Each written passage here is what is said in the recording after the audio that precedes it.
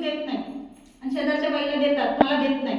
किंवा मी हळदी कुंकवाला वाडीमध्ये गेले तर लगेच बायका कुजबुजतात, बाईनी कशाला आलेली, तिचे असं कुजबुजते, कसं वाईट वाटतं तिला वाटतं बाई मी काय परत जाणारच नाही, काहीतरी मला बोलतात. त्यापेक्षा आपण आपल्या कुठल्या तरी राष्ट्रवादी काँग्रेस भाजप त्या गर्दीत गेले की कोण बघत नाही, कुठल्या वाडी कुणाच्या घरात गेले मग हे आपल्याला बदलायचं आहे. लक्षात काही महिला काय मला म्हणतात, जे काय असेल ते हळू शांत.